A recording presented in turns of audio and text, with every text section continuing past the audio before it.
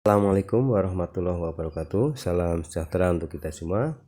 Bagaimana kabar Bapak Ibu sahabat pendidik? Ya, semoga selalu sehat walafiat dan tetap semangat di dalam menjalankan tugas-tugasnya.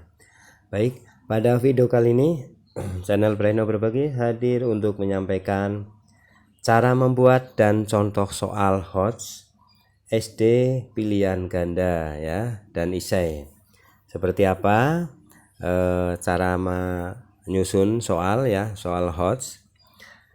Saat ini dunia digital dan teknologi pembelajaran telah banyak digunakan. Namun demikian, untuk kualitas soal evaluasi tetaplah kemampuan guru menjadi terdepan. Di sini saya ingin minta izin untuk berbagi cara membuat dan contoh soal HOTS SD MI pilihan ganda dan isai. Merupakan cara yang perlu dilakukan oleh guru dalam meningkatkan kualitas soal sekaligus mengembangkan kompetensi guru dalam menyusun soal dengan aspek HOTS. Nah, ini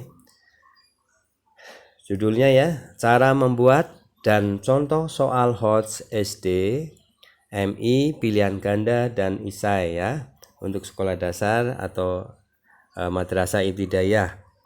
Ini juga bisa digunakan ya untuk referensi bagi jenjang SMP, SMA, SMK ya. Itu cara membuat dan contoh soal HOTS SD, MI, pilihan ganda dan isai. Baik. Soal HOTS atau Higher Order Thinking Skill ini adalah soal-soal yang disajikan yang membutuhkan kecakapan atau kemampuan siswa untuk menjawabnya. Kemampuan yang dimaksud adalah kemampuan berpikir tingkat tinggi. Apakah kemampuan berpikir tingkat tinggi itu? Kemampuan tingkat tinggi ditandai dengan kemampuan berpikir dengan menggunakan nalar, analisis, evaluasi, dan berkreasi atau mencipta. Sehingga soal HOTS senantiasa memotivasi siswa atau dapat memunculkan pikiran-pikiran nalar siswa dalam menerjemahkan konsep maupun pemecahan masalah pada soal yang dikerjakan.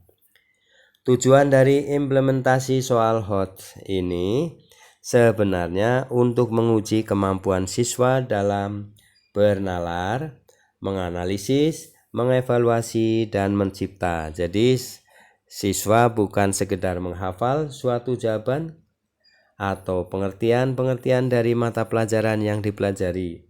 Oleh karena itu, seorang guru dalam mengajar juga bermuatan pelajaran dengan konsep dan nalar yang menstimulasi siswa dapat berpikir tingkat tinggi. Sehingga ada yang mengatakan pula bahwa untuk membuat soal yang HOTS, maka pembelajaran yang dilaksanakan di kelas juga harus HOTS ya, HOTS ya. Kapan kita mengenal istilah HOTS? Mungkin saja ya, mengenal tidak lama, tepatnya beberapa tahun lalu setelah mengikuti pelatihan penyusunan soal dengan ranah HOTS. Namun demikian sebenarnya istilah HOTS atau Higher Order Thinking Skill ini telah muncul sejak lama, yakni ketika B.S. Bloom dan kawan-kawan memperkenalkan bukunya Taxonomy of Educational Objectives, The Classification of Educational Goals tahun 1956. Dibaca dari berbagai sumber sehingga HOTS ini diukur dari aspek pengetahuan atau kognitif.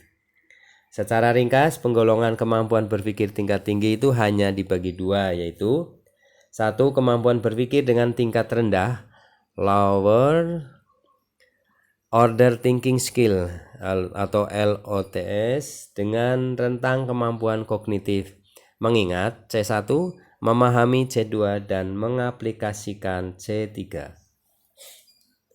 2. Kemampuan berpikir tingkat tinggi atau higher order thinking skill atau HOT ditandai dengan kemampuan kognitif, menganalisis C4, mengevaluasi C5, dan mencipta C6. Jadi untuk tingkatan C4, 5, 6 ya, itu termasuk higher order thinking skill atau HOT.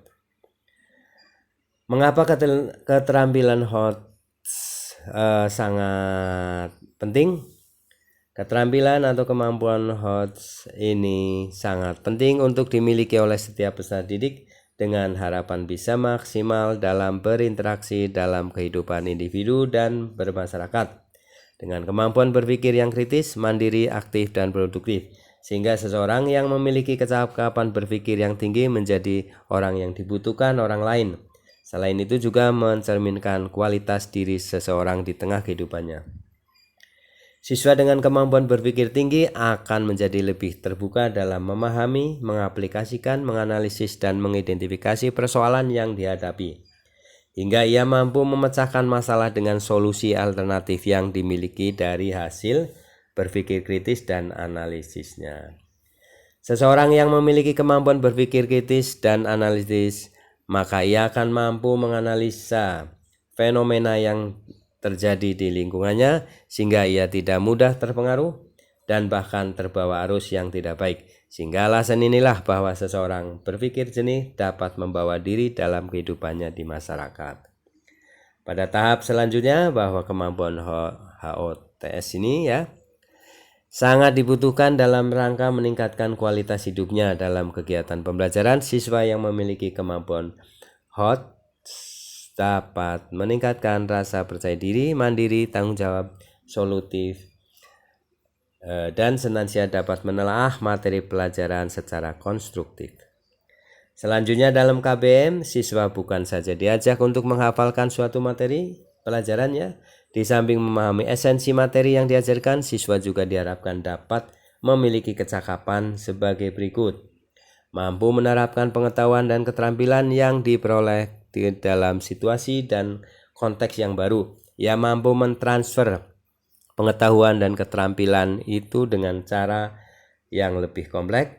Siswa mampu berpikir kritis, siswa bisa memiliki pertimbangan dan bijaksana serta memiliki dasar yang cukup ketika mengkritik.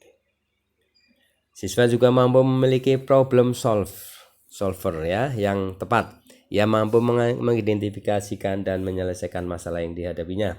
Oleh karena itu, maka pembelajaran dengan orientasi HOT juga sangat diperlukan untuk mendukung alat evaluasi berupa soal-soal HOT.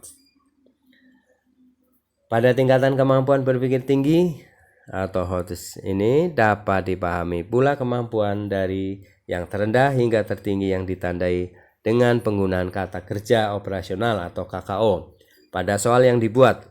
Untuk lebih rinci dapat disimak sebagai berikut. Ini kata kerja KKO ya. Kata kerja operasional. 1. Mengingat itu remember, memahami understand, mengaplikasikan apply, menganalisis evaluasi evaluate, mengkreasi create. Secara rinci sebagai berikut. Mengingat itu remember, pada tingkatan siswa memiliki kemampuan dalam menghafal, mengingat, menerukan, menunjukkan, menyatakan. Nah, ini adalah kata-kata untuk tingkat remember atau mengingat saja. Kemampuan tersebut dalam mengingat suatu fakta, konsep, rumus, teori, dalil ya. Setiap siswa wajib memiliki kemampuan ini sebab kemampuan ini dapat memberikan makna siswa atas apa yang diketahuinya. Contoh soal C1 ya, mengingat apakah ibu kota provinsi Jawa Timur? Nah, maka untuk menjawabnya siswa cukup menghafalkan saja dari apa yang telah dibaca atau pengetahuan yang diperoleh dari mana saja. Nah, ini hanya pertanyaan, hanya mengingat ya. Kalau memahami, understand, kemampuan siswa dalam memaknai, memahami suatu informasi, fakta, dan konsep. Jadi siswa diharapkan mampu mendeskripsikan dan membandingkan sesuatu informasi yang diperolehnya. Contoh memahami ya, contoh soal memahami. Apa saja perbedaan lingkungan biotik dengan abiotik? Nah, ini siswa cukup membandingkan dua pengertian, ciri-ciri atau keadaan lainnya yang terkait dari dua objek yang dibandingkan tersebut. Ini contoh soal membandingkan ya, atau istilahnya kemampuan memahami ya. Kemudian kemampuan mengaplikasikan atau apply. Pada tingkat ini siswa diharapkan memiliki kemampuan menyelesaikan masalah dengan cara mengaplikasikan atau menerapkan pengetahuan yang sudah dimilikinya atau pengetahuan yang dipelajari sebelumnya, sehingga pada tingkatan ini siswa telah menguasai konsep dasarnya, fakta dan informasi aturan dari komponen pertanyaan atau persoalan yang diajukan. Nah, contoh soal untuk aplikasi ya. Pak Anton mengendarai mobil dengan jarak 60 km dalam waktu 1 jam. Berapa kecepatan laju mobil Pak Anton? Nah, ini pertanyaan untuk aplikasi ya.